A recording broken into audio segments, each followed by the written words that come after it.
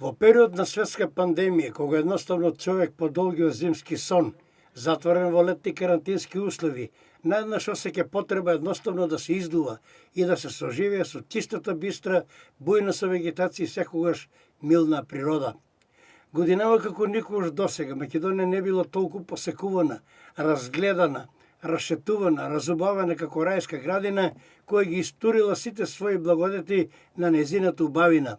Бистрите и чисти потоци и реки, некогашните селски општини кои сега зјаат празни со сета нивна архитектура правена од кал, но злато вредна. Езерата, планините, висоите, вровите и атрактивните гостителски објекти кои нудат од рибни до богати кулинарски традиционални македонски специјалитети. Во потрага по неверојатното, бесмисленото и невозможното, во Македонија се вклучи и многу наши штипјани кои едноставно го преплавија географскиот атлас, зачинет со уникатна флора и фауна, распостана по македонските врвовудлици. Нашата приказна ја споделуваме со штипска мала, но одбрана истражувачка, петоцена група која едноставно посакуваше да ја доживее страста на македонскиот амблем, барек на слободата и символ на државноста сонцето. Несекојдневно, неизвестно и преполно со тешкоти и патешествие, наречено изгреј сонце на врвот Солунска глава. Од едноставната желба и од чаршискиот муабет се тргнал Штип во реализација на овој несекојдневен авантуристички проект. 3 часа возење беа доволни да се пристигне и запознае со планинарскиот дом Чеплес, во чии преградки со годините наназад влетували илјадници добронамерници на природата, планината и на чистиот воздух.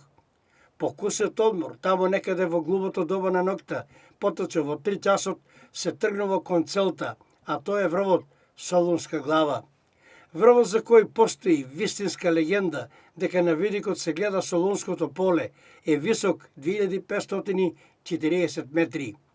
Искачувањето по стрмните пати ќе оди тешко, се движи под тактот на светлечките лампи, кои постојано поскокнуваат поради висинската разлика.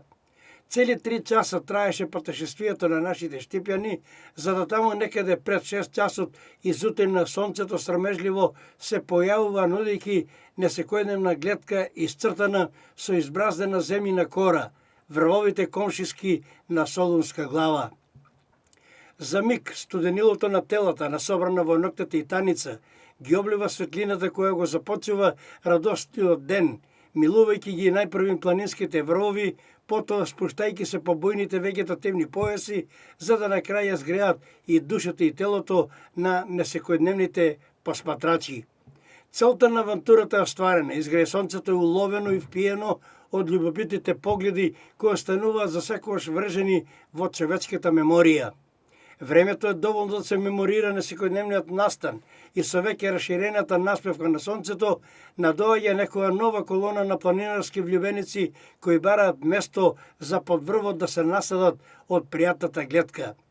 Солунска глава станува за нашите штипени, кои богати со едно ново искуство, ги црпат последните атоми енергија за да по 3 часовна одисеја се вратат кон основниот камп, планинарскиот дом Чеплес.